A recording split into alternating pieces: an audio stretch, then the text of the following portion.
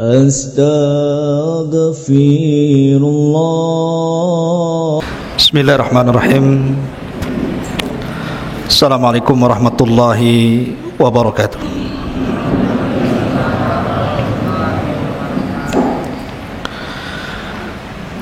Alhamdulillah,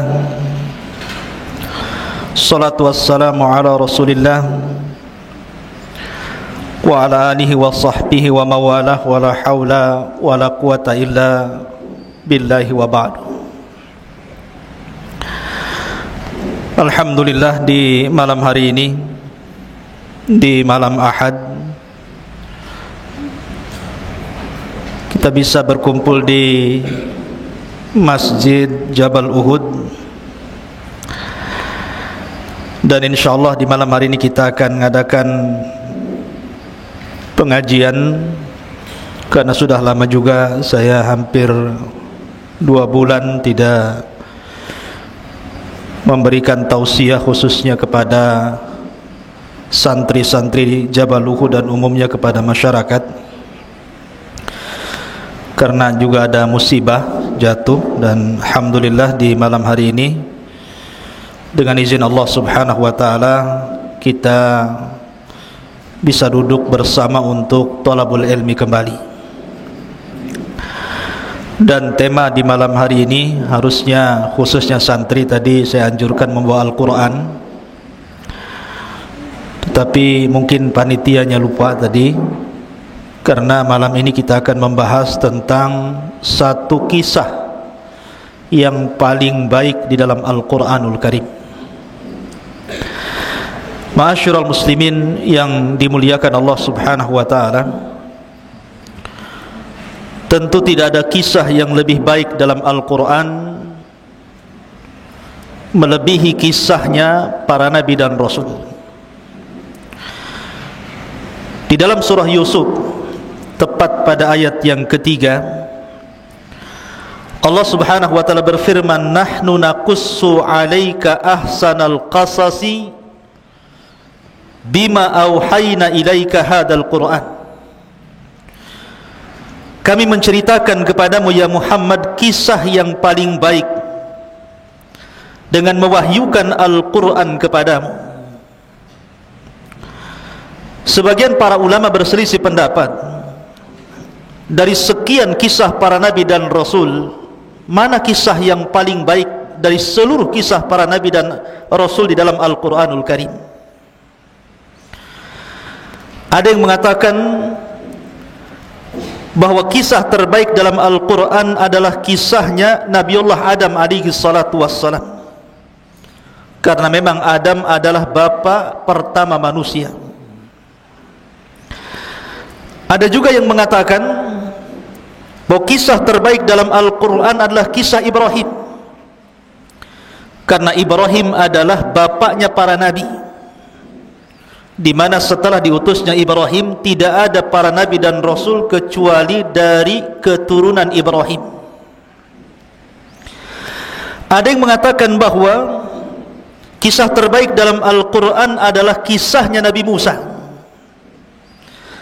Alasannya karena hampir seluruh surat dalam Al-Quran secara umum ada petikan-petikan kisah Nabi Musa di dalamnya.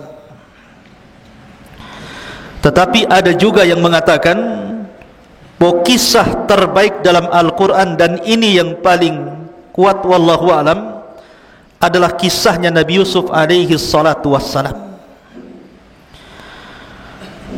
Kenapa kisah Nabi Yusuf alaihi salatu wassalam dikatakan ahsanal qasasi, kisah terbaik dalam Al-Quran? Karena secara zahir ayat, dalam ayat ketiga dalam surah Yusuf, Allah mengatakan nahnu naqussu 'alaika ahsanal qasas, kami akan mengkisahkan kepadamu ya Muhammad kisah terbaik dalam Al-Quran. Dan ini terdapat dalam surat Yusuf ayat ketiga. Karena kisah Nabi Yusuf ini unik.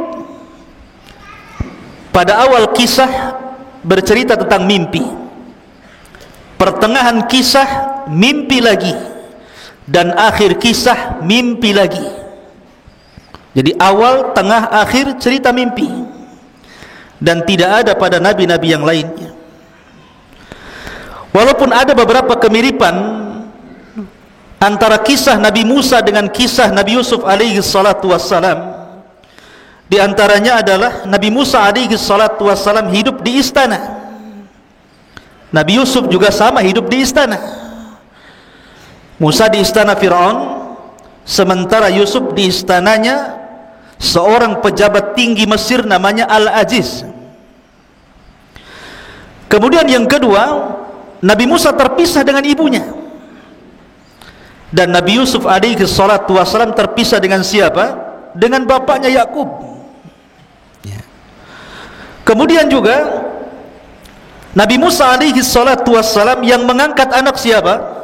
Istrinya Fir'aun, Asyah bintu Muzahim, satu di antara wanita terbaik dunia dari 4 wanita. Maryam bintu Imran, Khadijah bintu Khuwailid, Fatimah bintu Rasulullah sallallahu alaihi wasallam, kemudian Asyah bintu Muzahim, ibu angkatnya Nabi Musa. Lah Nabi Yusuf juga sama, diambil oleh siapa? Oleh Zulaikha, istri daripada Al-Aziz, pejabat tinggi Mesir. Jadi kerajaan Mesir itu di bawah raja ada gubernur-gubernur. Pemimpin gubernur itu namanya Al-Aziz. Jadi Al-Aziz itu di bawah raja Mesir. Pemimpin tertinggi setelah raja Mesir itu Al-Aziz. Lah yang meminta agar Yusuf dibeli ketika dijual oleh para pedagang adalah istrinya Zulaikha. Jadi ada kemiripan. Tetapi walaupun demikian ada perbedaan. Ada yang diunggulkan dalam satu kisah dan tidak dikisahkan di tempat lain. Tetapi secara zahir ayat, dalam ayat ketiga dalam surah Yusuf, maka Allah mengatakan bahwa surah Yusuf atau kisah Nabi Yusuf adalah ahsanal qasas, kisah terbaik dalam Al-Quran. Ini yang kita akan kisahkan. Ikhwatu fillah muliakan Allah subhanahu wa ta'ala. Kita tahu bahwa hajat kita sebagai manusia kepada diutusnya para nabi dan rasul itu sangat besar. Karena tanpa mereka para nabi dan rasul, mungkin kita sudah tersesat jauh. Karena Allah subhanahu wa ta'ala tidak pernah menciptakan makhluk itu sia-sia. Manusia tidak pernah diciptakan begitu saja, habis diciptakan dibiarkan gitu, enggak. Tapi Allah subhanahu wa ta'ala utus kepada mereka para nabi dan rasul. Lah para nabi dan rasul ada yang kita kenal nama-namanya, dan itu dicantumkan dalam Al-Quran. Jumlahnya berapa? 25 nabi dan rasul.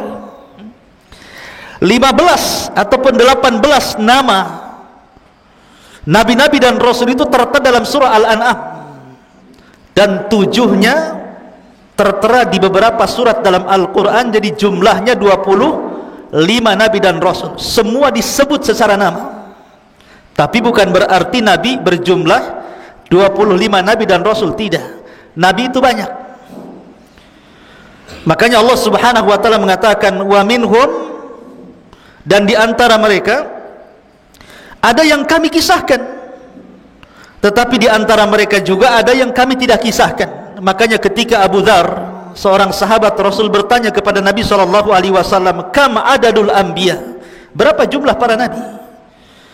Maka Nabi SAW menyebutkan jumlah para nabi 120.000,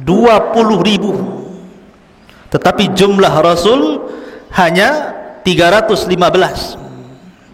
Artinya banyak Rasul yang diutus itu, para nabi yang diutus itu banyak. Cuman yang kita kenal hanya 25 nabi dan Rasul, dan ini wajib kita imani. Satu saja kita beriman kepada seorang kufur dengan seorang Rasul, maka sama kita mengkufuri semua para Rasul. Makanya Allah mengatakan dalam Al-Quran, la nufarriku baina ahadin mir rusuli. Kita dilarang untuk membeda-bedakan para nabi dan Rasul.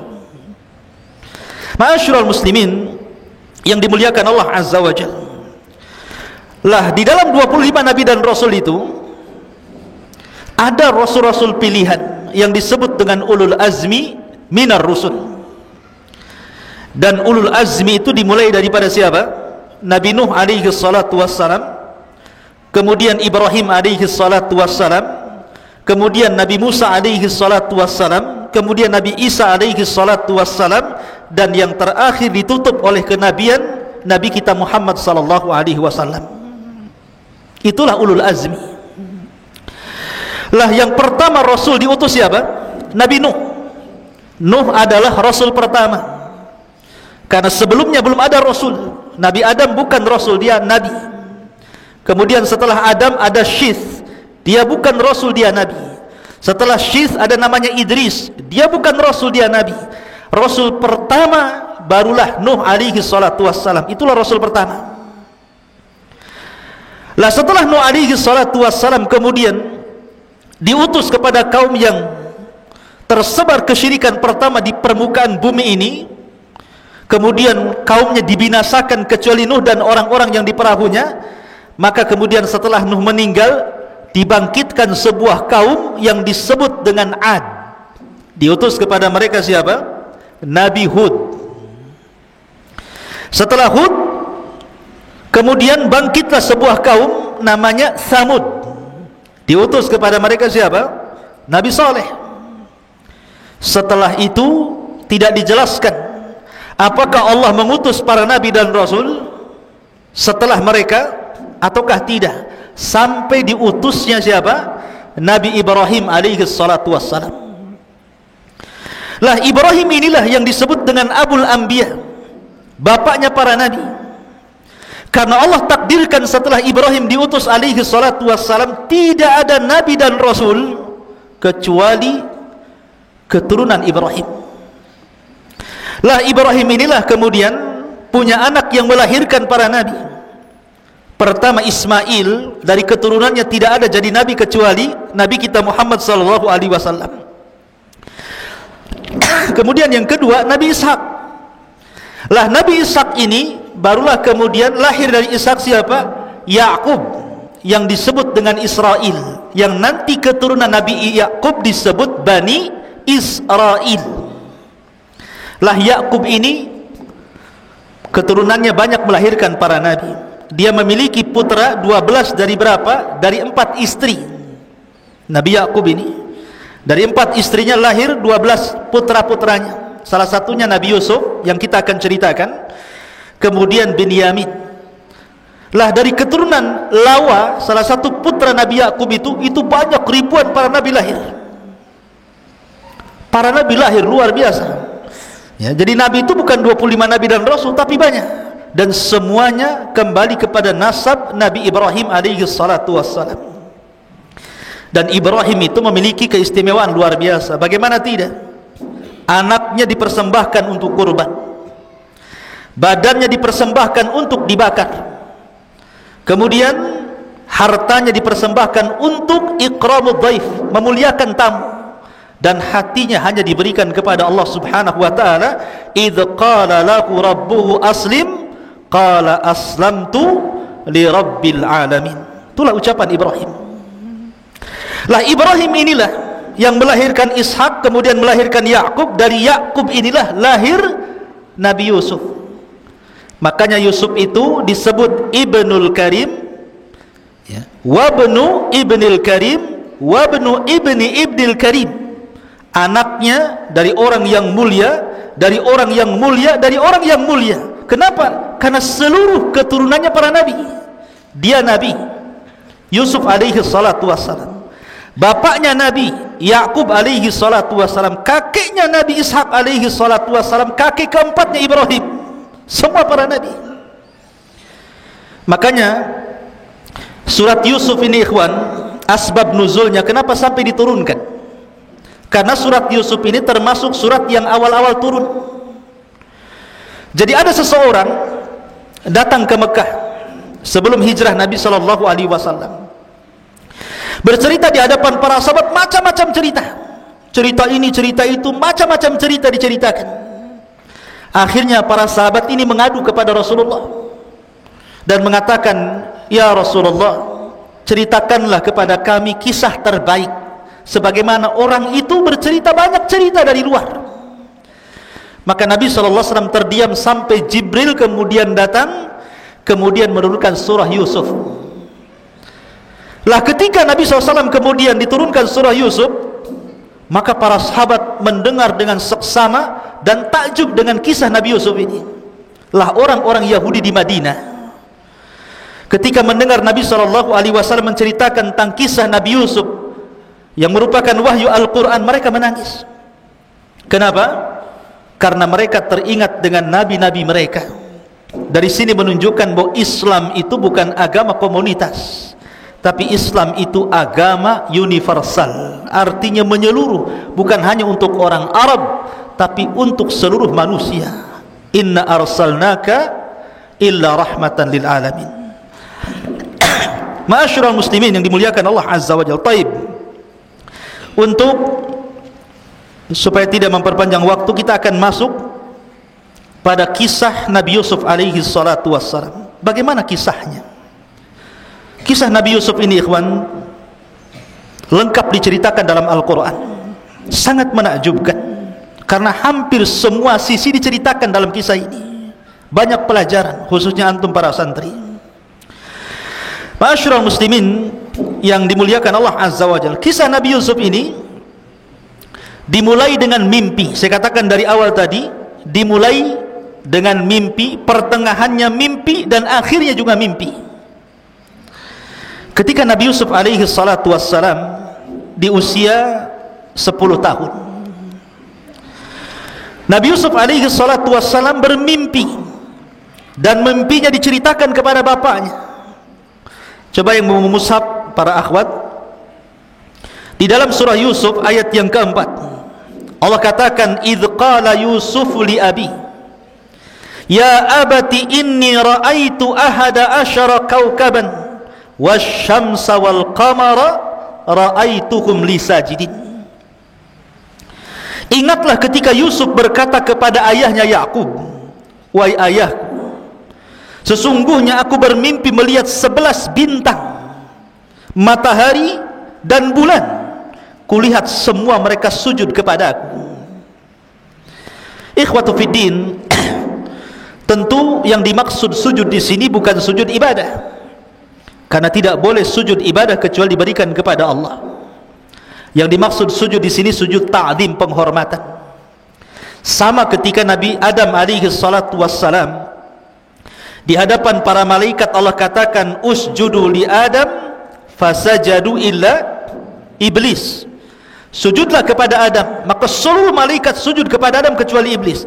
Ini bukan sujud ibadah kayak antum salat sujud, bukan, tapi sujud penghormatan. Seperti umpamanya kalau tentara hormatkan, diletakkan di sini, ini, itu namanya hormat. Lah budayanya mereka seperti itu, hormatnya dengan cara sujud. Jadi bukan sujud ibadah, karena tidak boleh sujud ibadah kecuali kepada Allah. Kalau sujud ibadah diberikan kepada selain Allah, terjerumus kepada kesyirikan, dosa besar. Tidak boleh. Lah sama di sini, maksudnya adalah makhluk-makhluk seperti bintang, matahari dan bulan yang ditengok Yusuf alaihi salatu wassalam dalam mimpinya mereka sujud, maksudnya sujud penghormatan. Lah Nabi Yakub alaihi salatu wassalam paham, ini bukan mimpi biasa, ini mimpi luar biasa. Dimana karena Yakub seorang nabi, turun wahyu kepada dia, dia tahu bahwa Yusuf ini kelak akan menjadi nabi. Makanya Nabi Yakub kemudian menasihati Yusuf, sebelum terjadi apa-apa dengan kamu, maka jangan ceritakan mimpi ini. Makanya Allah katakan, ya bunai la taqsus ru'yaka ala ikhwatika fayakidu laka kaidan inna syaitana lil insani aduwwum mubin. Wahai anakku, jangan kau ceritakan mimpimu ini kepada saudara-saudaramu itu, karena mereka akan membuat makar untukmu. Karena syaitan itu adalah musuh yang nyata bagi manusia. Jadi Nabi Yakub sudah memperingatkan Yusuf, jangan cerita mimpi ini. Kalau cerita sampai cerita kedengaran kepada saudaranya, timbul hasad, ini bisa masalah. Ya. Jadi dari sini ikhwan fillah yakun Allah Subhanahu wa taala, banyak pelajaran dari dua ayat ini. Pertama, khusus bagi antum ya para santri, di sini Allah Subhanahu wa taala ajarkan bagaimana akhlak dan adab. Lihat seorang bapa berakhlak kepada anak dan anak berakhlak kepada bapa. Nabi Yakub tahu nama Yusuf, tapi dia tidak memanggil namanya kan. Hei Yusuf, tidak. tapi memanggil dengan kata-kata ya bunai, wahai anakku.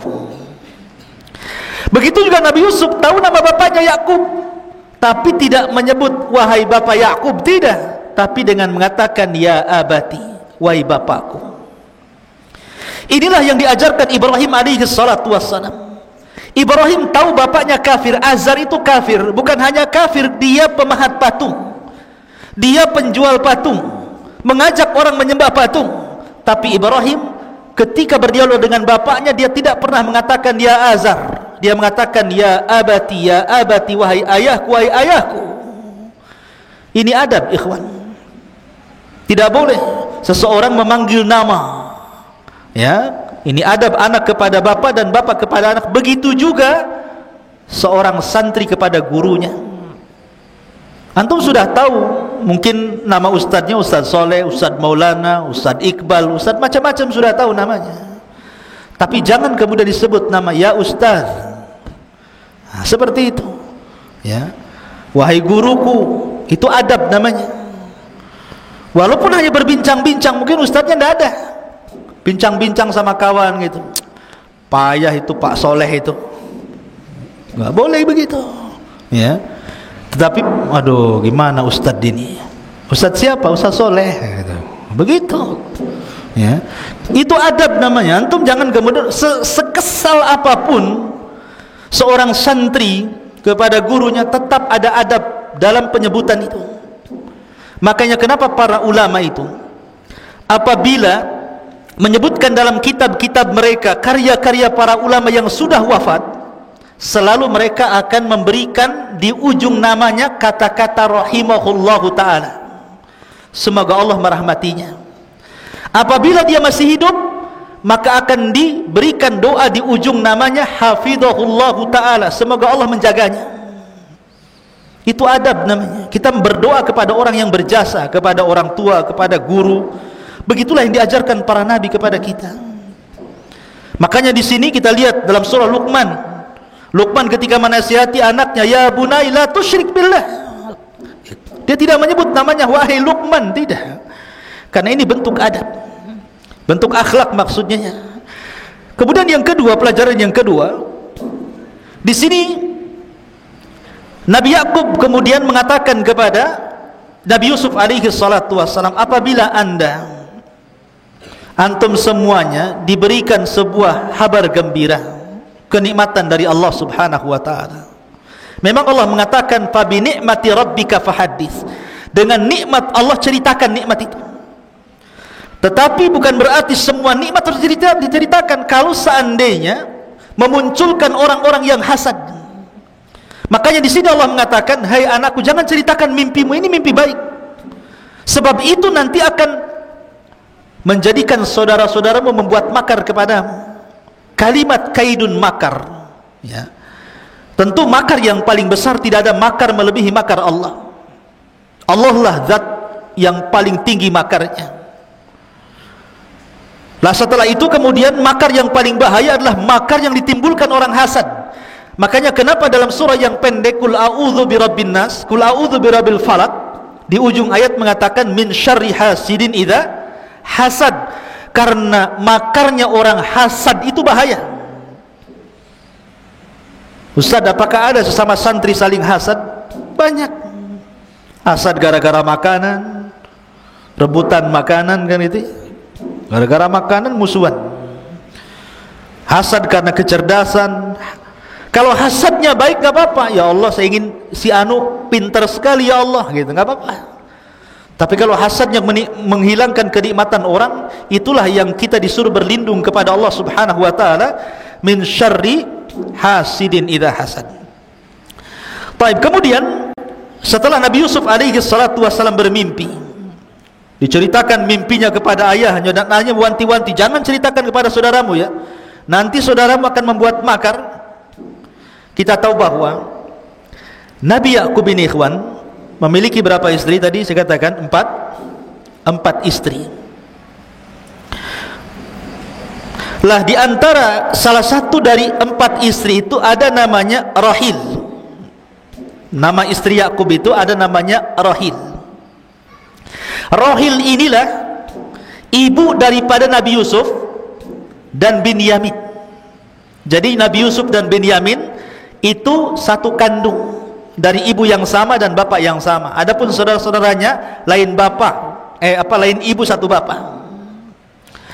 Lah ketika ibu Rahil ini melahirkan adiknya Nabi Yusuf namanya Binyamin, meninggal dia. Meninggal. Akhirnya Nabi Yusuf dan Binyamin ini tidak punya ibu, hanya punya bapak Nabi Yakub alaihi salatu wassalam. Lah karena memang Nabi Yusuf dengan Binyamin ini masih kecil, yang paling bungsu gitu dari seluruh anak-anak Yakub. Yakub ini ingin memposisikan plus, bukan hanya selaku ayah kepada Nabi Yusuf dan Binyamin, dia pun ingin memposisikan menjadi ibu. Akhirnya dia lebih mencintai Nabi Yusuf dan Binyamin dibandingkan istri-istri yang masih hidup dan anak daripada istri-istri yang masih hidup. Dari sinilah tumbuh kecemburuan, cemburu istri-istrinya itu nggak diperhatikan, karena Yakub terus memperhatikan Yusuf dan Binyamin. Akhirnya kemudian istri-istri Nabi Yakub ini menghasut anak-anaknya dengan mengatakan, wah payah bapakmu tuh, tengok tuh, kenapa Yusuf aja, kenapa Binyamin saja kemana-mana sama mereka, kalian tak pernah diajak, macam-macam. Tertanamlah sifat hasad yang ditumbuhkan ibunya kepada anak-anak yang merupakan saudara-saudara Nabi Yusuf. Ini hati-hatinya para akhwat di belakang itu ya. Jangan sekali-kali mendoktrin kepada anak, karena anak itu paling mudah didoktrin, dan perempuan itu paling mudah mendoktrin, dan pengaruhnya melebihi laki-laki. Makanya akhirnya hasad ibu-ibunya turun ke anak-anaknya tuh. Lah dari situlah kemudian mulailah anak-anak mereka datang kepada Nabi Yakub dan mengatakan, idh qalu la Yusufu wa akhuhu ahabbu ila abina minna wa nahnu usbatun inna abana la fi dhalalin mubin.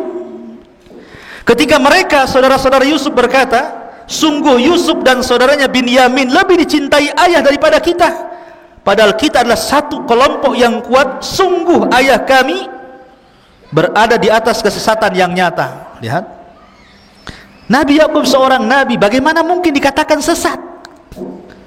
Ya, bagaimana mungkin seorang anak mengatakan sesat bapaknya, padahal Yakub itu nabi, disesat-sesatkan sama anak-anaknya. Karena yang menjadikan orang itu berkata kotor itu hasad yang tertanam, dan hasad itu penyakit syaitan ya kawan. Penyakit yang pertama kali di langit adalah hasad, hasadnya iblis kepada Adam. Dan penyakit yang pertama kali muncul di bumi hasad juga, hasadnya Qabil kepada Habil. Makanya hasad itu penyakit iblis ya. Makanya kenapa Nabi Yakub sudah mewanti-wanti kepada Yusuf, jangan ceritakan mimpimu, dan di ujung ayat mengatakan karena musuh yang nyatalah syaitan. Setan menguasai saudara-saudara Yusuf sampai berani lancang kepada bapaknya dan mengatakan, inna abana lafi dhalalim mubin. Oh, bapakku ini sesat katanya.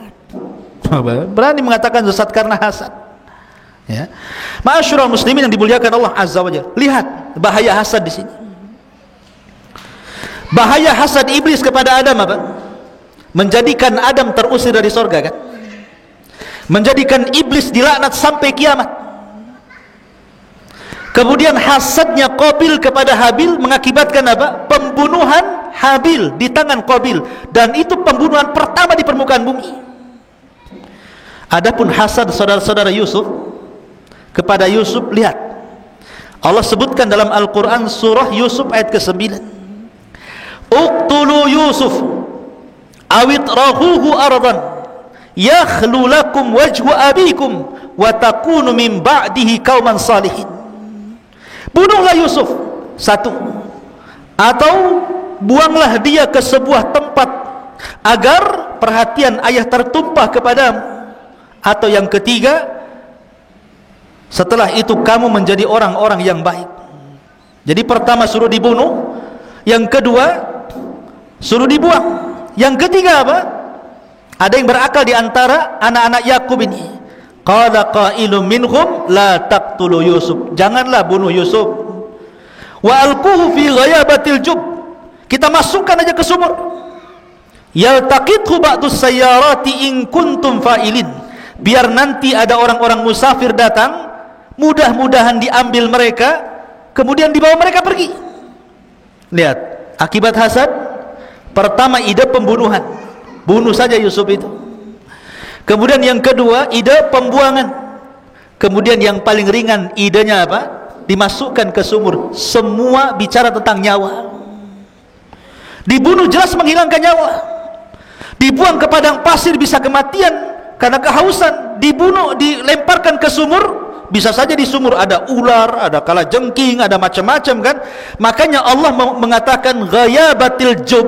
Kenapa dikatakan ghayabatil jub? Ghayabah itu artinya tidak terlihat. Ini bukan sumur kecil, bukan sumur 15 meter, 12 meter, bukan. Tapi sumur yang enggak tahu kedalamannya. Makanya Allah mengibarahkan dengan ghayabatil jub. Saking dalamnya enggak kelihatan. Coba bayangkan. Dan Yusuf 3 hari di situ. 3 hari dalam sumur yang gelap itu. Kalau seandainya saya kasih hadiah 50.000, antum uka-uka di sana, di siapa yang berani? Malam ke hutan Jabal Uhud sana, jalan ke hutan sana, ya. Nanti pagi datang lagi ke sini. Siapa yang berani ngacung?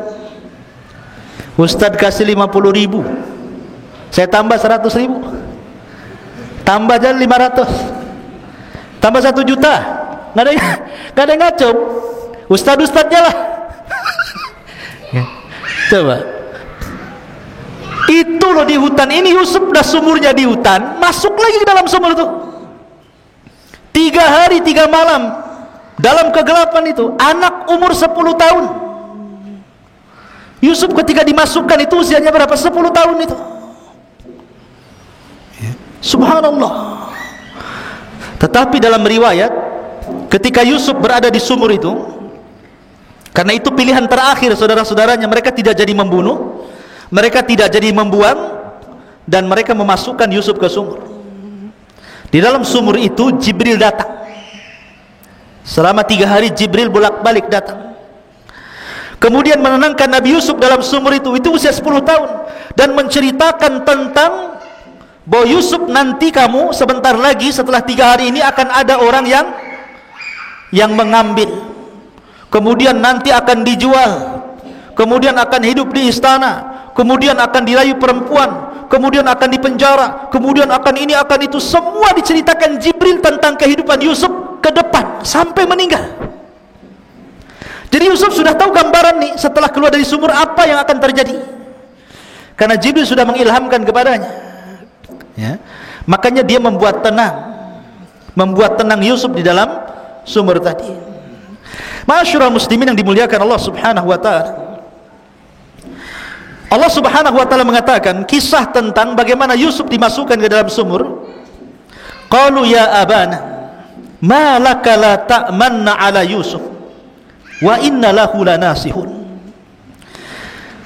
Ini saudara-saudaranya itu sebenarnya karena hasadnya yang tinggi kepada Yusuf, sebenarnya berusaha untuk memisahkan Yusuf dengan bapaknya, tetapi tidak berhasil. Jadi maunya itu Yusuf diambil, dibuang gitu kan, dibunuh. Pokoknya mereka membuat makar setiap hari, tapi tidak berhasil. Sampai akhirnya datang kepada bapaknya, dan mereka mengatakan, wahai ayah kami, mengapa engkau tidak mempercayai kami? Kalimat kenapa kau tidak mempercayai kami, maksudnya dari sini kata para ulama tafsir, mereka sudah berusaha berkali-kali tapi tidak berhasil. Makanya mereka meyakinkan bapaknya. Bahasa kita apa? Masa nggak percaya dengan kami? Kasihlah Nabi Yusuf itu main-main bersama kami. Wa inna lahu lanasihun. Apa kata mereka? Sungguh kami semua menginginkan kebaikan. Lihat, sama persis seperti iblis. Ketika iblis masuk ke dalam sorga, dia berusaha untuk membujuk Nabi Adam kan? Memberikan was-was. Fawaswasa lahuma syaitan was-was, diberikan was-was setan agar Adam itu memakan buah larangan itu, tapi tidak berhasil. Sampai akhirnya iblis bersumpah, wa qasamahuma inni lakuma laminan nasihin. Maka iblis pun bersumpah di hadapan Adam dan Hawa bahwa dia mendatangi mereka hanya menginginkan kebaikan. Lihat, ya. Jadi orang yang berbuat jahat itu tidak mungkin akan menampakkan kejahatannya, pasti akan menampakkan kebaikan. Lihat para penipu itu, mana ada penipu nampak tipuannya kan? Pasti akan diberikan kebaikan dulu. Makanya sebuah kebatilan, kata Syekh Shalih Fauzan, kalau ditampakkan 100% ditolak manusia. Tapi kebatilan itu kalau kemudian ada kebaikan di situ dan tercampur hak dan batil, barulah manusia menerimanya. Makanya kenapa di sini ikhwatu fiddin, dalam rangka memuluskan kejahatannya, mereka meyakinkan bapaknya, percayalah bapak kepada kami, kami ini tidak ingin apapun kecuali kebaikan kepada Yusuf. Arsilhu ma'ana ghadan yarta' wa yal'ab wa inna lahu lahafidhun. Biarkanlah dia pergi bersama kami besok pagi agar dia bersenang-senang dan bermain-main dan kami bisa menjaganya.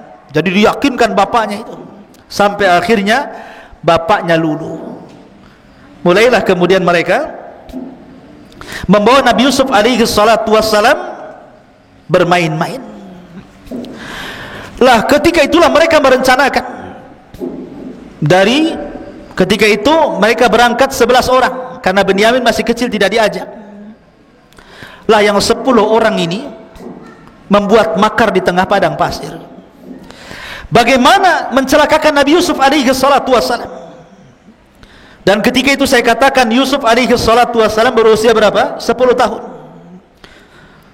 Sebagian mereka mengatakan bunuh saja, sebagian mereka mengatakan kita letakkan di padang pasir biar dia kehausan mati, dan sebagian yang berakal di antara mereka mengatakan biar kita masukkan Yusuf ke sumur biar ada para musafir dan mengambilnya entah berantah, dan yang penting dia tidak hidup bersama kami.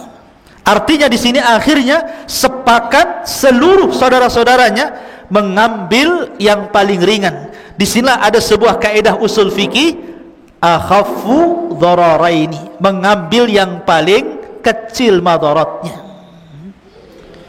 Jadi mereka tidak membunuh, mereka tidak melempar ke padang pasir, tapi mereka mengambil yang paling ringan madaratnya, yang memungkinkan Yusuf itu bukan hanya ada kemungkinan mati, tapi juga ada kemungkinan hidup. Dan begitulah kaidah usul fikih ya. Jadi kalau ada dua perkara, yang satu madarat, yang satu madarat, maka ambillah yang paling kecil madaratnya. Harus seperti itu. Contohnya apa? Contohnya kita dihadapkan dengan 3 perkara. 1 perempuan, 2 khamar, 3 pisau. Kemudian antum dipaksa kamu berzina dengan wanita itu. Kalau tidak, kami bunuh. Kalau engkau enggak mau, minumlah khamar. Ini kan semua madarat ikhwan. Berzina dosa besar, minum khamar dosa besar, membunuh juga dosa besar. Tapi antum dipaksa melakukan salah satu dari 3 perkara ini. Kita memilih yang mana? Semua dosa besar. Membunuh tidak mungkin, berzina tidak mungkin, minum khamar juga tidak mungkin. Maka yang paling ringan apa? Hah? Yang paling ringan apa? Novel yang paling ringan apa? Membunuh? Apa? Nggak tahu. Minum khamar? Bukan. Kalau minum khamar Anda mabuk, mabuk ini hilang, nanti memperkosa, dibunuh dia, makin berat. Makanya khamar itu disebut umul khaba'is, rajanya keburukan itu khamar. Karena kalau sudah mabuk itu bisa macam-macam, membunuh, menghilangkan nyawa. Ya berzina kan begitu, walaupun mengingkari, itu yang paling ringan. Tetapi kalau bisa dihindarkan, 3-tiganya kita hindarkan. Tapi dalam kaidah kalau nyawa kita terancam, kecuali harus melakukan 3 perkara, ambillah yang paling ringan dari 3 perkara itu. Begitulah kaidah para ulama. Ya. Ma'asyiral muslimin yang dimuliakan Allah Azza wa Jalla. Baik, kita kembali kepada kisah. Lah setelah kemudian Nabi Yusuf alaihi salatu wassalam betul-betul dimasukkan ke dalam sumur. Dan 3 hari Nabi Yusuf di dalam sumur itu, kemudian datang Jibril alaihi salatu wassalam, kemudian diceritakan kisahnya sampai kelak Yusuf meninggal, dan membuat kemudian Nabi Yusuf kemudian tenang. Disitulah setelah 3 hari datanglah para qafilah, para musafir yang dagang dari Palestina menuju Mesir, karena ketika itu mereka tinggal di Palestina. Lah ketika kemudian mereka mencari-cari sumur karena kehabisan kehabisan air, dimasukkanlah kemudian dalwun itu. Lah Yusuf sudah diberitahu sama Jibril, nanti sebentar lagi setelah 3 hari pasti akan ada tambang dengan timba, kamu ambil saja tambang itu. Makanya kemudian ketika tiba-tiba datang tambang, langsung diambil, kemudian dia dinaikkan ke atas. Maka takjublah para musafir itu, kok bisa ngambil air dapat manusia? Kayak orang mancing, ya kan? Nggak dapat ikan, dapat celana dalam, ya kan? Kan ada itu yang salah sasar itu, ya kan? Jadi ini orang mancing itu, orang mengambil air, ternyata setelah berat disangka air sampai di atas kemudian manusia. Dan Nabi Yusuf alaihi salatu wassalam, ikhwan, adalah orang yang paling tampan. Sebagian ulama mengatakan bahwa Yusuf alaihi salatu wassalam itu diberikan separuh ketampanan Nabiullah Adam alaihi salatu wassalam. Separuh ketampanan Nabi Adam itu diberikan kepada Yusuf. Adam itu tampan, ya. Dan Adam itu bukan kera, bukan monyet, sebagaimana teori Darwin. Belum tahu teori Darwin? Bahwa asal-muasal manusia itu dari kera, awalnya bungkuk, kemudian lahir lagi mulai tegak, jadilah antum. Jadi antum menurut teori Darwin itu berasal dari monyet hutan, ya. Kita katakan teori ini bertentangan. Adam itu loh nabi yang paling ganteng, separuh kegantengan Adam diberikan kepada Yusuf. Kita semua turunan Adam, nggak apa-apa Darwin saya keturunan kera, biar dia monyet, ya. Tapi kita bukan bangsa kera, kita bangsa manusia. Lah Yusuf diberikan separuh ketampanan Adam, makanya ketika melihat anak kecil tampan gitu ya, senang tuh. Kemudian mereka mulai mengambilnya. Kemudian dibawalah mereka, perjalanan rupanya mereka mengarah ke Mesir. Sesampainya mereka ke Mesir, maka kemudian mereka pun menjual Nabi Yusuf alaihi salatu wassalam. Subhanallah, Allah subhanahu wa ta'ala mempertemukan Nabi Yusuf dengan pembeli yang akan mengangkat derajatnya. Ada seorang pejabat namanya Al-Aziz. Pejabat itu namanya Al-Aziz. Saya katakan tadi, kerajaan Mesir itu dia dipimpin oleh seorang raja, di bawahnya para gubernur. Lah para gubernur ini ada pimpinan gubernur. Lah pimpinan gubernur itu disebut Al-Aziz, ada namanya Al-Aziz. Jadi dia posisinya di bawah raja. Dan Allah takdirkan dia tidak punya anak sama sekali. Akhirnya kemudian dia ingin memuliakan istrinya Zulaikha dengan cara apa? Mencari dan membeli budak-budak anak-anak. Maka berjalanlah Al-Aziz dengan Zulaikha ini ke pasar jual beli budak. Lah tiba-tiba dilihatnya ada anak kecil, tampan nih, pokoknya putih, mancung luar biasa. Di sini langsung tertarik Zulaikha dan mengatakan kepada Al-Aziz, belilah anak itu supaya kita bisa mengangkat anak atau nanti suatu ketika bermanfaat untuk kita. Akhirnya dibelilah, subhanallah, dengan harga yang murah, darahima ma'dudah. Dalam Al-Quran seperti itu. Seandainya diberikan saja tanpa kemudian diberikan uang pun ada masalah, tapi tetap dibeli oleh Imra'atu Aziz tadi. Akhirnya kemudian Yusuf pun dibeli, dibawalah ke istana. Istana megah, bayangkan. Ini wakil raja. Tentu rumahnya bukan rumah biasa, rumah istana. Makanannya juga bukan makanan biasa, makanan mewah. Pakaiannya juga indah-indah, kasurnya juga empuk-empuk, dayang-dayangnya dan begitu seterusnya. Lihat bagaimana Allah katakan dalam Al-Quran, asa an takrahu syai'an wa huwa khairul lakum. terkadang apa yang anda anggap buruk itu rupanya kebaikan di hadapan Allah. Belum tentu yang kita anggap buruk itu buruk bagi kita, bahkan itu sebuah kebaikan. Nabi Yusuf dihasadi oleh saudara-saudaranya, kemudian dibuang ke sumur, dibawa oleh para kafilah, dijual lagi. Tapi Allah katakan, wa asa an takrahu syai'an wa huwa khairul lakum. Jadi antum kalau sekarang mondok di Jabal Uhud ini memang enggak enak. Kalau antum di rumah kan kasur enak, sebagiannya main game, ya, keluar trek-trekan, pulang enggak dilarang orang tua, makan semakannya, enak di rumah kan. Masuk pesantren kayak penjara, jendelanya aja kayak penjara gini. Ya, makan ya itu saja dikresek gitu kan, isinya ya tempe tahu, nahu sorop, tempe tahu, tempe itu nahu, tahunya sorop. Jadi makan apa? Makan nahu sorop gitu. Tempe tahu tiap hari gitu. Ya, sekarang antum mungkin dianggap ini tega banget nih orang tua ini, kok lempar saya ke Jabal Uhud pula. Sudah kasurnya sempit, 2 lantai lagi, berdekat-dekat, banyak nyamuk, ini itu, nanjak, capek. Wa asa an takrahu syai'an wa huwa khairul lakum. Boleh jadi yang anda anggap buruk hari ini, capek di sini, asik ngapal aja, stres. Nanti antum merasakan setelah antum keluar dari sini, dapat ilmu. Allah katakan dalam Al-Quran bahwa orang-orang yang akan diangkat derajatnya adalah yarfa'illahu alladhina amanu minkum walladhina utul ilma darajat. Abu Hurairah, orang miskin Abu Hurairah itu ikhwan, makanya disebut ashabus sufah, miskin. Dia hidup di tenda di samping Masjid Nabawi, kadang 3 hari enggak makan sampai dia pingsan-pingsan. Tapi dia sabar bermulazamah ngaji sama Nabi.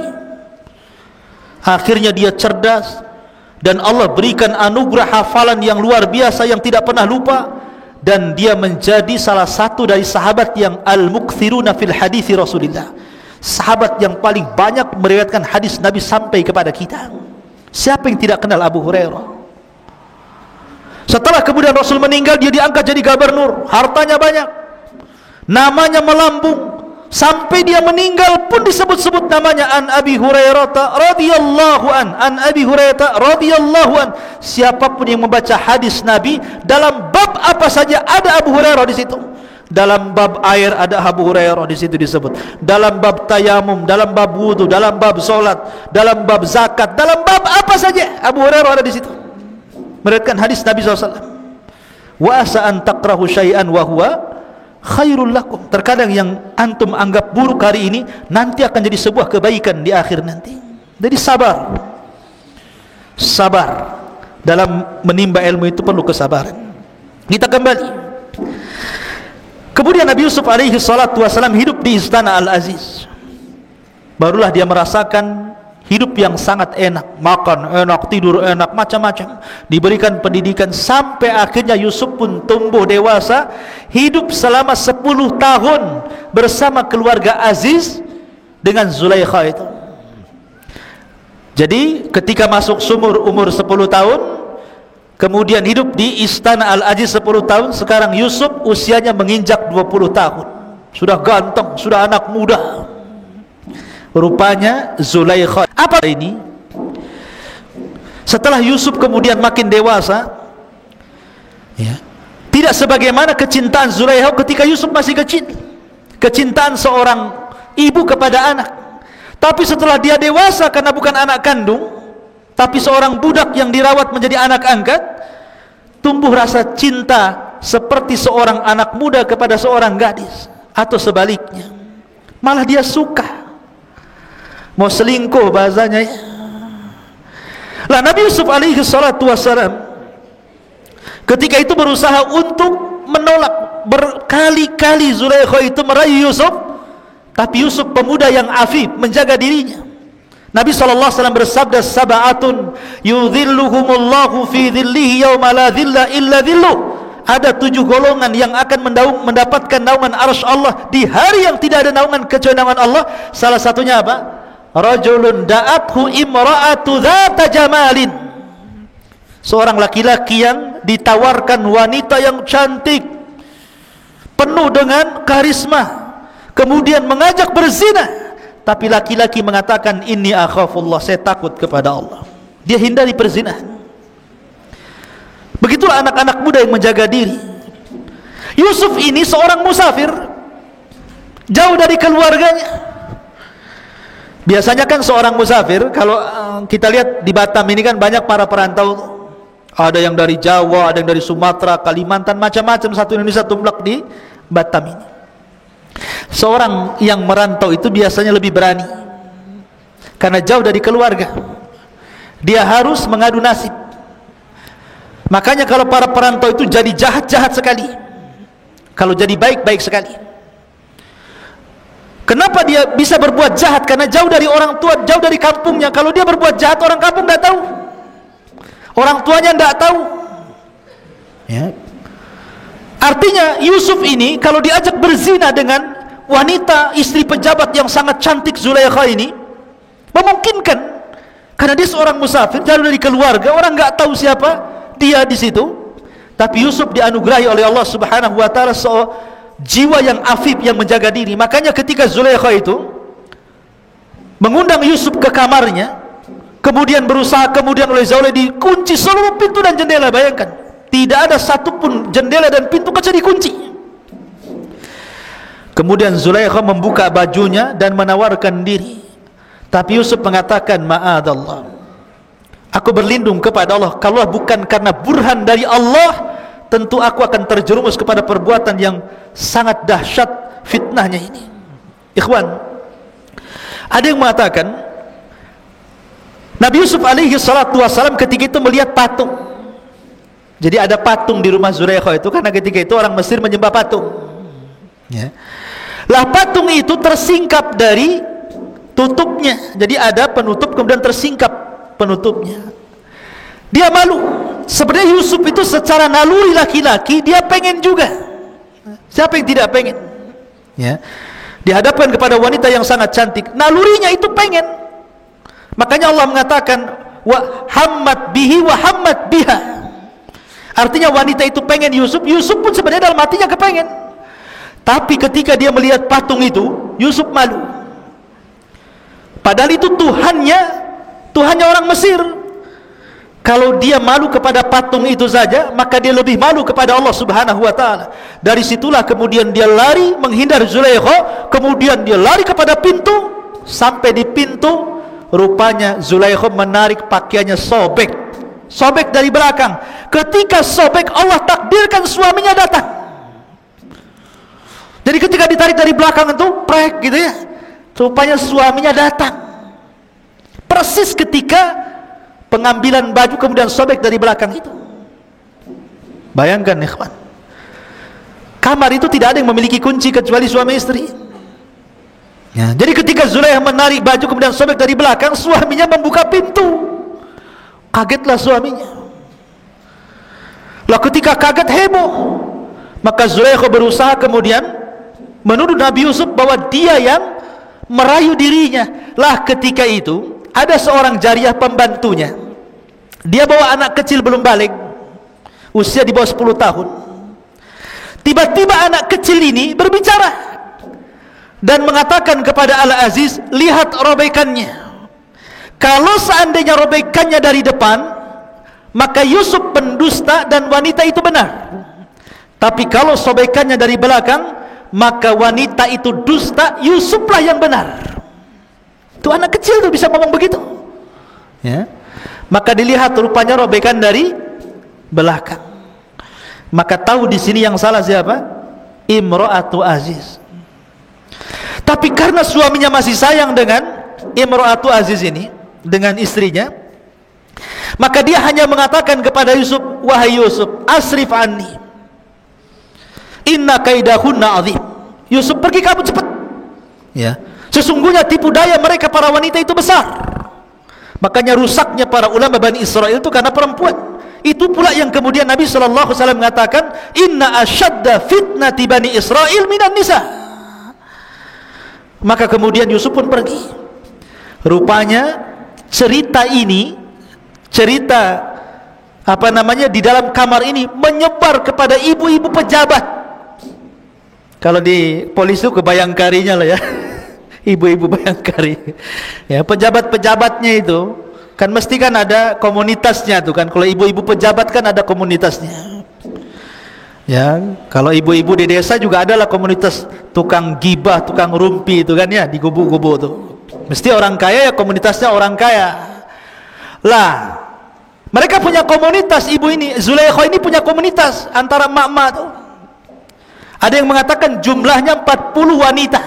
Membicarakan tentang Zulaikha. Oh, Zulaikha ini wanita enggak benar rupanya. Masa budaknya sedih mau digauli, macam-macam ceritanya. Tapi Zulaikha ini perempuan yang cerdas. Ketika kemudian dia dibully, bahasa kita ya, nasib baik waktu itu belum ada handphone.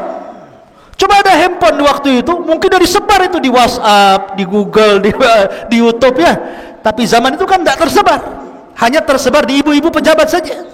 Ya. Akhirnya mereka menggunjing Zulaikha, direndahkan Zulaikha ini. Zulaikha cerdas, oh dia tidak tahu siapa Yusuf. Akhirnya Zulaikha pun mengundang mereka. Mengundang mereka di rumahnya, disediakan macam-macam buah-buahan, disediakan pisau yang tajam-tajam untuk mengupas buah-buahan itu. Diundang untuk 40 istri-istri pejabat itu supaya makan di rumahnya. Wah, disediakan. Datang istri-istri pejabat itu, masing-masing pegang buah dan pisau. Mereka tidak tahu apa ini maksud undangan ini ya. Dan Yusuf pun tidak tahu apa maksudnya. Ketika mereka masing-masing bawa pisau, di tangannya bawa buah, apa kata Zulaikha kepada pembantunya? Bukakan pintu itu biar Yusuf masuk kemari. Maka dibukalah pintu itu. Ketika Yusuf kemudian keluar, subhanallah, Yusuf ini ghaddul basar, tidak memandang wanita-wanita istri-istri pejabat yang cantik-cantik itu. Dia suruh berjalan saja sama Zulaikha, dia nurut saja karena dia budak masalahnya ya.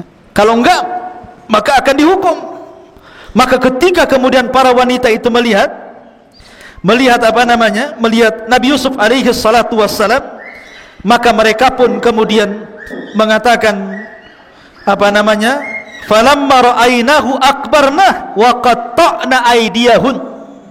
Ketika mereka melihat Nabi Yusuf, akbarna itu maksudnya takjub.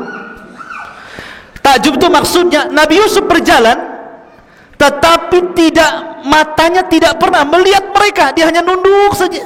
Beda dengan antum ya, kalau ke mall itu yang dipandang yang aneh-aneh ya. Betul-betul ghaddul basar. Makanya mereka mengatakan akbarna wa qatta'na aydiyahun. Kalimat qatta'na kalau dipotong, ini pisau umpamanya, ini kertas, pisau. Kalau satu kali sobekan dengan pisau berarti qata'a namanya. Tapi kalau qatta' pakai tasdid berarti berkali-kali. Itu bahasa Arabnya. Jadi ketika dia pegang buah itu, sambil lihat Yusuf itu dipotong-potong gitu tangannya itu. Subhanallah. Dan wanita-wanita yang memotong tangannya sambil melihat Nabi Yusuf yang ganteng itu tidak merasakan sakit sama sekali. Kenapa? Kaidah, apabila seseorang sudah melebihi kecintaan yang di atas rata-rata, biasanya apapun rasa sakit akan hilang dari dia.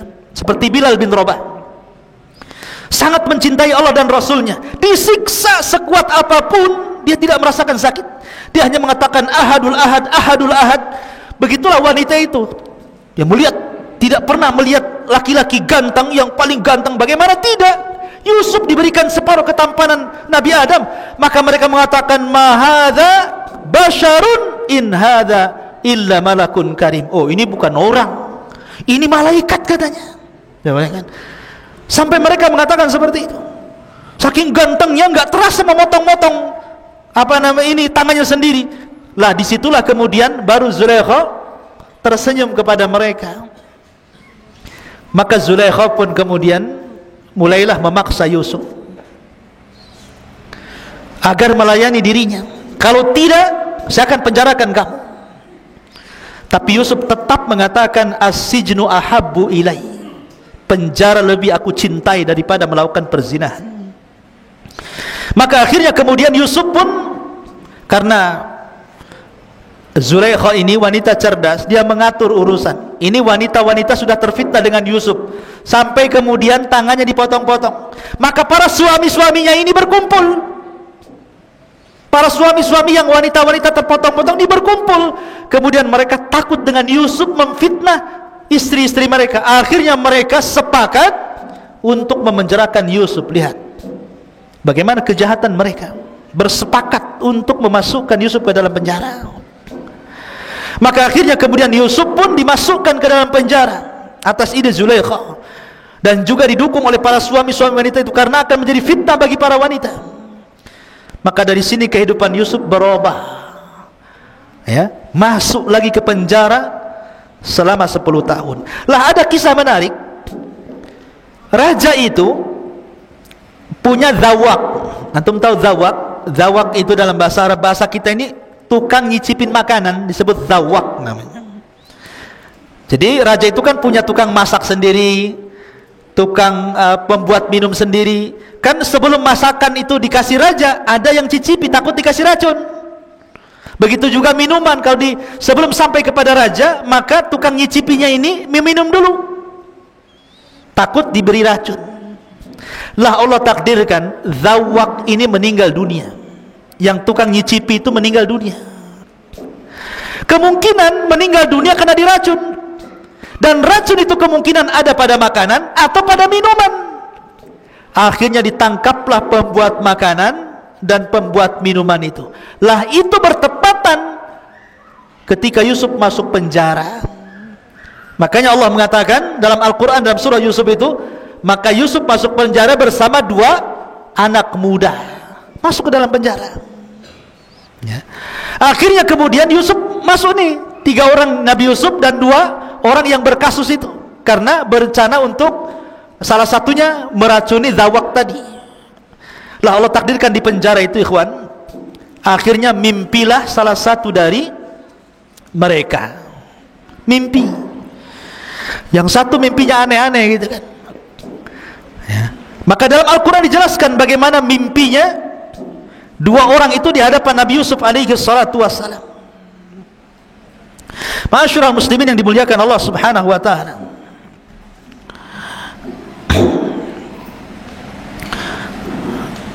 gimana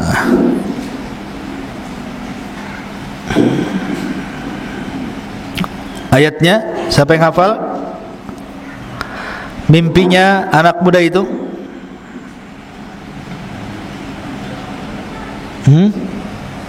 Santri? Yang keras. Iya, baca. Ayat ke-36.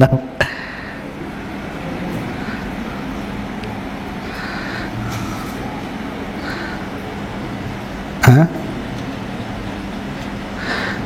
Ayat 36.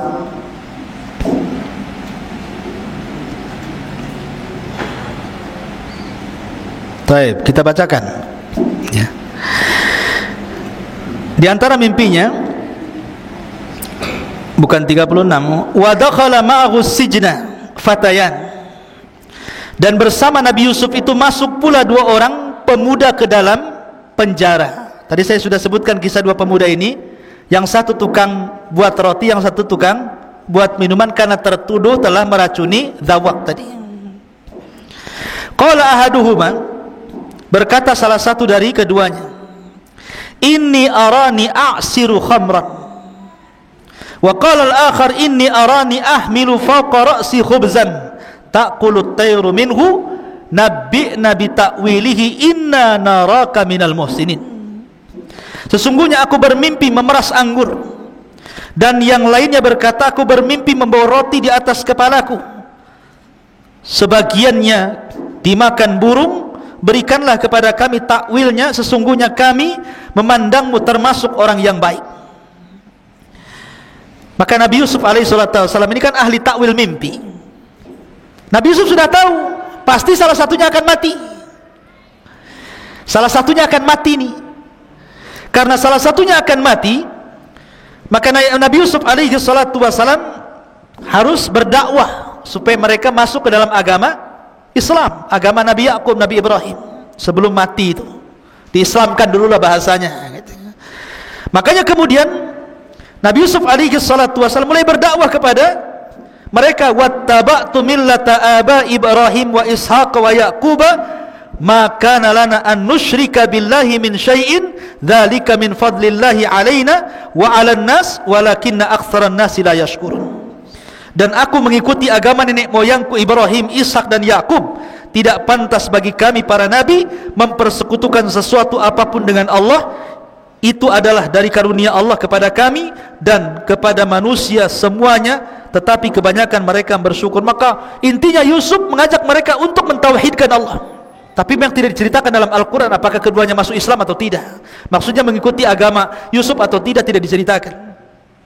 Tapi yang diceritakan adalah ketika keduanya kemudian diloloskan dari penjara, maka Nabi Yusuf alaihi salatu wasallam ketika itu mengatakan kepada salah satu dari yang akan diselamatkan, tidak akan mati, nanti kamu cerita kepada raja tentang kasusku. Aku akan ceritakan kasusku, kamu cerita kepada raja, mudah-mudahan raja mengampuniku.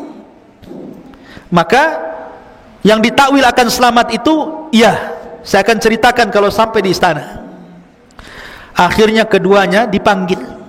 Setelah kasusnya kemudian disidangkan dan terbukti rupanya salah satu yang berikan racun, lah rupanya yang meracuni zawak yang suka mencicipi makanan raja itu siapa? Tukang pembuat roti. Adapun tukang pembuat minuman khamr itu bebas karena dia tidak meracun. Makanya ketika ditakwil itu ada roti di atas kepalanya, sebagiannya dimakan burung. Maksudnya adalah dia akan divonis mati dan dialah akan disalib dan jasadnya akan dimakan burung. Makanya ketika keluar penjara, yang membuat roti ini dia yang bersalah menaruh racun tadi, maka mati. Lah yang membuat minum ini lupa pesan Yusuf bahwa nanti kalau kamu keluar ceritakan kisahku kepada raja, kasusku seperti ini, biar jadi pertimbangan raja. Lupa pula dia sampai 10 tahun, lupa tidak cerita. Terpaksa Yusuf hidup di penjara berapa? 10 tahun. Orang nggak bersalah masuk penjara 10 tahun dia di penjara, Nabi Yusuf tuh. Ya, subhanallah. Lah baru setelah itu ketika ada kasus mimpinya raja, raja ini bermimpi. Mimpinya itu saja. Setiap malam itu lagi mimpinya, itu lagi mimpinya. Dia ceritakan mimpinya kepada para penasihat. Itu hanya bunga-bunga tidur saja. Itu hanya lewat saja. Tapi raja penasaran karena mimpinya bukan sekali tapi berkali-kali. Apa mimpinya? Qalal maliku inni ara sab'a baqaratin siman ya'kuluhunna sab'un ijab wa sab'a sumbulatin khudrin wa ukhar yabisat ya ayyuhal mala'u aftuni fi ru'yaya in kuntum lirru'ya ta'burun. Raja berkata kepada para pemuka kaumnya, sesungguhnya aku bermimpi melihat 7 ekor sapi betina yang gemuk dimakan oleh 7 ekor sapi betina yang kurus. Harusnya kan terbalik ya, harusnya yang kurus dimakan yang gemuk ya, ini yang kurus makan yang gemuk pula kan gitu. Kan aneh jadinya. Kemudian 7 tangkai gandum yang hijau dan 7 tangkai lainnya yang kering dijadikan satu. Ini maksudnya apa? Wahai orang yang terkemuka, terangkanlah kepadaku takwil mimpiku ini jika kalian ahli takwil. La ikhwatu fiddin, ketika itu pelayannya yang suka membuat khamar kepada raja itu kan membawa minuman tuh. Cerita dia. Baru ingat itu kisah Nabi Yusuf di penjara itu, bahwa dia pun mengenal ahli takwil dalam penjara. Dulu aku juga ditakwilkan mimpinya. Maka ceritalah pada raja, ada sebenarnya orang ahli takwil mimpi, tapi yang di penjara karena dia pernah mentakwil mimpiku. Maka sang raja kemudian penasaran, kalau begitu utuslah seseorang, panggil dia kemari. Akhirnya kemudian dipanggillah orang itu kepada penjara. Maka Nabi Yusuf alaihi salatu wasallam mulai menakwilkan mimpi itu. Bahkan takwilnya sangat mengkhawatirkan karena akan terjadi kelaparan. Yang kuat memakan yang lemah, akan terjadi kelaparan di mana-mana. Macam-macam ditakwilkan Nabi Yusuf alaihi salatu wassalam. Kemudian orang ini mengatakan, kalau begitu maukah kau datang denganku menuju raja? Kau ceritakan hal itu kepada raja. Tapi Nabi Yusuf mengatakan tidak. Kalau aku harus mentakwilkan mimpi raja, ada satu syarat. Selesaikan kasusku dulu. Ya. Bagaimana Yusuf alaihi salatu wassalam menyelesaikan kasusnya? Dan ini kenapa kemudian Allah buat lupa orang yang suka buat minuman untuk raja itu, supaya Yusuf keluar dari penjara bukan karena pertolongan orang, tapi betul-betul Allah yang menolongnya. Taufik dari Allah Azza wa Jalla. Makanya Yusuf sengaja di penjara sampai 10 tahun. Hikmahnya adalah supaya Yusuf tidak ditolong manusia, tapi Allah langsung yang menolong dengan memberikan jalan keluar, dan itu pertolongan terbaik. Akhirnya kemudian setelah disebutkan kasusnya bahwa Yusuf dulu begini-begini dengan Zulaikha, dengan wanita-wanita para pejabat, begini-begini, raja mengiyahkan, iya, saya siap menyelesaikan kasusmu. Akhirnya dipanggillah wanita-wanita itu yang dulu memperdayakan Yusuf alaihi salatu wassalam, dipanggil satu-satu, dikumpulkan di kerajaan, sampai akhirnya Zulaikha ngaku bahwa dia yang salah. Maka raja pun marah dan suami Zulaikha pun marah. Akhirnya kemudian karena dipermalukan di depan umum, diceraikan Zulaikha sama suaminya Al-Aziz itu, dan wanita-wanita yang lain juga diceraikan suami-suaminya. Dan itu sebuah balasan dari Allah, al-jaza'u min jinsil amal, bahwa balasan itu sesuai dengan amalannya. Jangan kira seseorang melakukan kebaikan ataupun keburukan kecuali pasti ada balasan keduanya. Tidak cepat maka lambat.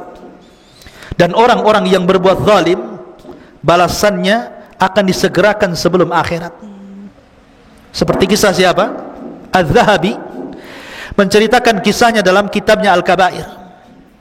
Kisah orang zalim yang merampok ikan pada seorang nelayan. Jadi ada preman, orang jahat, tiba-tiba berjalan-jalan di pinggir laut. Kemudian ada nelayan baru nyandar dari laut itu bawa ikan besar. Kemudian dipaksa serahkan ikan itu atau kubunuh. Terpaksa karena ketakutan, nelayan itu diserahkan kepada orang zalim ini. Oh, dengan semangatnya orang zalim ini membawa ikan tadi tanpa kerja keras. Rupanya Allah takdirkan ikan itu hidup sesaat menggigit jarinya. Setelah digigit jarinya, rupanya ada racun dari jari gigitan ikan itu, dan dia merasakan sakit di malam hari yang tidak ada tahu kecuali Allah sakitnya. Maka keesokan harinya dia datang ke tabib. Dia mengatakan, ini apa jariku, kenapa membuat aku sakit gigitan ikan itu? Kata dokter, itu ada racun yang sudah merambah sampai di pergelangan tanganmu. Kalau tidak diamputasi, maka racun itu akan merambah sampai ke sikutmu. Paksa diamputasi. Besoknya nyolong, setelah itu diamputasi. Lihat bagaimana kata Nabi SAW, tidak ada dosa, ma min dzambin ajjalallahu uqubatahu fid dunya qabla al-akhirah al-baghy wa qati'atur rahim. Tidak ada satupun dosa yang disegerakan hukumannya di dunia sebelum akhirat. Pertama kezaliman, dan yang kedua memutus silaturahim dengan orang tuanya. Ma'asyiral muslimin, kembali akhirnya kemudian setelah Yusuf pun kemudian dibela oleh raja dan dibebaskan oleh sang raja, dan mereka orang-orang yang pernah menzaliminya mendapatkan balasan, maka Yusuf pun kemudian berusaha untuk mentakwilkan mimpi sang raja. Maka sang raja ketakutan akan kondisi kerajaannya, karena ini bukan setahun 2 tahun paceklik yang ditakwilkan Yusuf, 7 tahun akan terjadi paceklik hebat, kelaparan di mana-mana. Makanya Nabi Yusuf alaihi salatu wassalam menawarkan diri kepada raja, kalau engkau percaya wahai raja, serahkanlah pembendaharaan Mesir kepadaku. Jadi menteri ekonomi loh bahasa sekarangnya. Serahkan perekonomian Mesir kepadaku. Akhirnya kemudian sang raja pun ketika mengatakan falamma kallamahu qala innakal yaum ladaina makinun amin, ya. Kemudian sang raja pun percaya Yusuf, diangkatlah jadi bendaharawan Mesir. Maka Yusuf mulai membuat siasah politik. Bayangkan, Oh, dia sekarang jadi orang kepercayaan raja. Lihat. Memang terkadang orang itu susah-susah dahulu kan. Mulai dari dihasadi keluarganya, dibuang ke sumur, dijual, dimasukkan ke penjara. Subhanallah, ini kan keperitan hidup semuanya. Dan di endingnya Yusuf menjadi seorang menteri kepercayaan raja, menyelamatkan Mesir, diberikan fasilitas paling tinggi. Maka kemudian Yusuf pun mulailah berpolitik. Dia memberikan uang-uang ke masyarakat agar menanam gandum di mana-mana, beras di mana-mana. Nanti sebagiannya diambil kerajaan dan sebagian dikonsumsi oleh mereka. Lah yang diserahkan ke kerajaan ini disimpan oleh Nabi Yusuf sampai setelah 7 tahun betul-betul terjadi kekeringan, pacaklik di mana-mana. Tapi Mesir mengalami luar biasa kemakmuran. Negara-negara tetangganya semua kelaparan kecuali Mesir. Semua kelaparan, termasuk Palestina. Karena Palestina dekat dengan Mesir, perjalanan darat. Perbatasannya jalur Gaza itu kan. Ya. Akhirnya terdengarlah oleh keluarga Nabi Yakub bahwa kalau ingin mendapatkan makanan dan tidak akan kelaparan, maka mereka boleh menukar gandum, menukar makanan dengan barang-barang berharga. Berangkatlah keluarga Yakub ini. 10 orang datang ke Mesir membawa barang. Yusuf sudah sukses di Mesir. Lah ketika datang ke istana Mesir, Yusuf kenal. Ini orang-orang ini kenal. Ini dulu orang yang menzalimi saya. Lihat, orang yang disakiti selamanya tidak akan lupa kepada orang yang menyakiti. Tapi orang yang menyakiti akan lupa kepada orang disakitinya. Itu kaidah itu. Ingat gak antum dulu zalimi saya? Enggak ingat. Yang menzalimi biasanya gitu, enggak ingat ya. Tapi yang dizalimi akan ingat terus. Wah ini, walaupun udah tua, mukanya ini kayak dulu nih orang yang kurang ajar sama saya ini. Ya. Yusuf kenal tuh saudara-saudaranya, tetapi saudara-saudara nggak kenal sama Yusuf. Ya. Maka Yusuf pun kemudian, tapi dia berusaha. Disinilah Allah tampakkan adabnya seorang nabi, akhlaknya seorang nabi. Jazaul ihsan, jazaus sayyi'ah. Balasan keburukan tidak dibalas dengan keburukan, tetapi dibalas dengan kebaikan. Begitulah para nabi yang mengajarkan kepada kita. Ya. Dulu mereka hasad, maka lawan hasad itu kita berikan kebaikan kepada orang yang hasad. Inilah cara menghilangkan hasad. Kan saudara-saudara Yusuf kan hasad tuh kepada Yusuf, maka Yusuf justru tidak hasad.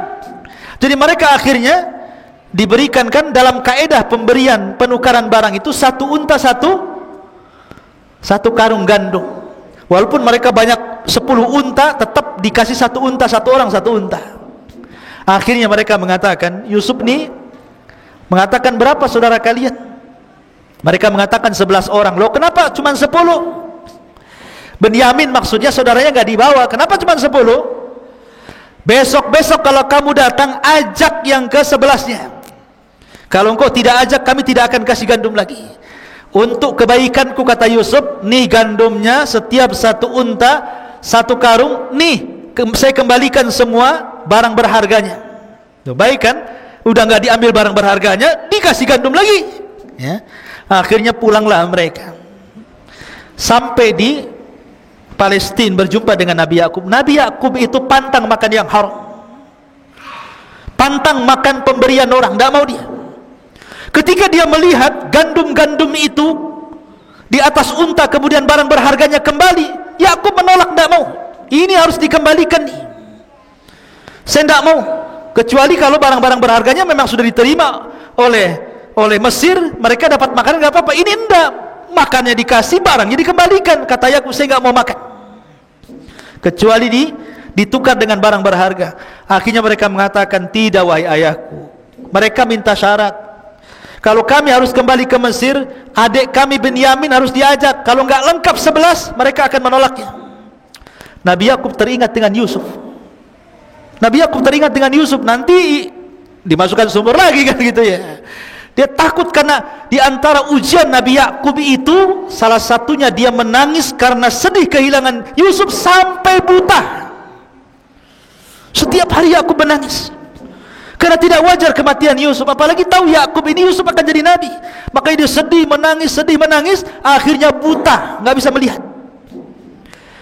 Pada awalnya Yakub tidak mengizinkan Benyamin, Tapi dirayu dan ini demi makan, demi tidak kelaparan. Akhirnya Yakub pun kemudian setelah dipastikan Binyamin aman, maka boleh mengizinkan Binyamin ikut.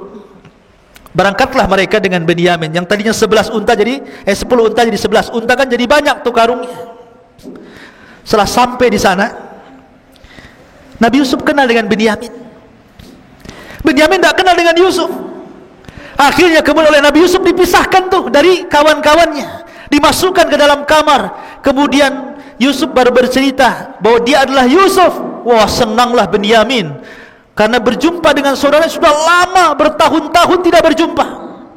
Dari situlah maka Yusuf tidak mau berpisah dengan Binyamin. Disitulah dia buat makar. Dia ngomong sama Binyamin, nanti sebelum kau pulang, nanti kendaraanmu akan saya kasih barangku. Nanti kau akan dituduh mencuri. Nanti kalau kamu dituduh mencuri, kamu tidak akan pergi lagi ke Palestina dan kamu akan hidup bersama saya di sini. Betul, dibuat siasat seperti itu.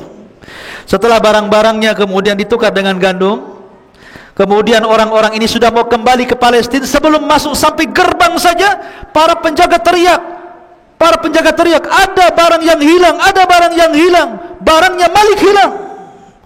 Akhirnya penjaga pun menutup gerbang, kemudian memeriksa semua bawaan 11 saudara Yusuf ini. Dicek semuanya. Ya. Rupanya yang bawa barang ada siapa, Ben? Binyamin. Ditangkaplah Binyamin. Ketika itu hukuman orang mencuri, kalau ikut syariat Yakub maka menjadi budak. Kalau ikut syariat Mesir maka dibunuh. Cuma dua itu saja. Hukuman orang mencuri ketika itu jadi budak atau dibunuh.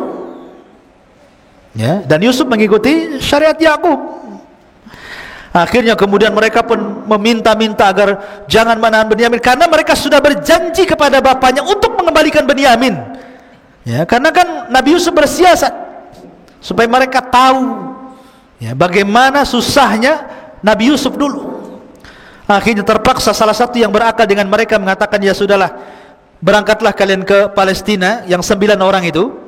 Maka salah satu saudara Yusuf kemudian dengan Binyamin ditinggal di Mesir. Bilanglah sama bapakmu, sama bapak kita Yakub itu bahwa telah terjadi begini-begini. Ceritakan aja sejujurnya bahwa Binyamin begini-begini. Berangkatlah mereka. Sampai di Palestina, Yakub gak percaya karena dia sudah pernah melakukan kejahatan kepada Yusuf dan tidak pulang. Sekarang Binyamin tidak pulang lagi. Kalian apakan Binyamin? Bahasanya seperti itu kan. Kata bapaknya, pokoknya cari sedapat mungkin Yusuf dengan Binyamin, datangkan kepada aku. Saya nggak mau tahu, kata Yakub. Itu sudah buta tuh. Saya nggak mau tahu, saya nggak mau menerima bakaran. Sekarang kalian pergi lagi, datangkan Binyamin dan Yusuf kepada aku. Akhirnya udah panik ini anak-anaknya. Terpaksalah berangkat lagi mereka ke Mesir, menceritakan tentang kondisi ayahnya begini. Akhirnya Yusuf mengatakan, ya sudah, kalau begitu bawalah Binyamin bersama kalian dan berikan pakaianku kepada ayah kalian, pakaian raja, berikan pakaianku kepada ayah kalian. Akhirnya berangkatlah orang ini kembali Palestina membawa Binyamin. Ketika sampai kemudian di Palestina, pakaian itu diberikan kepada Nabi Yakub. Tiba-tiba Yakub mencium bau Yusuf. Kemudian diciumnya baju itu sampai akhirnya Allah takdirkan yang tadinya buta menjadi melek, sembuh butanya dari pakaian Nabi Yusuf itu. Dan setelah kemudian Yusuf alaihi salatu wassalam mengundang mereka semua untuk ke Mesir, maka dibawalah seluruh keluarga Nabi Yakub dan 11 saudaranya, istri-istrinya, anak-anaknya, cucu-cucunya, semua diboyong ke Mesir. Dan subhanallah, disinilah takwil mimpi yang terakhir, bahwa apa yang ditakwilkan oleh ayahnya, bahwa kelak maksudnya 12 bintang itu sujud kepada diriku, maksudnya 12 saudaranya. Akhirnya mereka menjadi orang-orang yang mengikuti Yusuf alaihi salatu wassalam. Dan Yusuf ada kesamaan dengan Rasulullah. Nabi ketika Fathu Mekah, dia melihat orang-orang yang pernah membunuh para sahabat, yang pernah mencaci maki, yang pernah menghinanya. tapi Nabi tidak balas dendam kecuali kepada orang-orang tertentu. Nabi hanya mengatakan idhabu fa antumut tulaq, pergi kalian ku maafkan. Maka Yusuf pun sama, mengatakan kepada saudara-saudaranya la tasriba alaikumul yaum yaghfirullahu lakum wa huwa arhamur rahimin. Tidak ada celaan hari ini, Allah sudah ampuni dosa-dosa kalian, dan Allah zat yang maha pengasih di antara seluruh maha pengasih. Akhirnya mereka hidup di Mesir menjadi sebuah komunitas.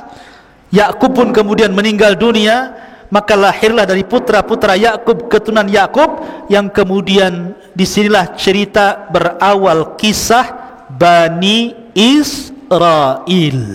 Karena Bani Israel berkembang di Mesir sampai kepada cerita Fir'aun dan begitu seterusnya.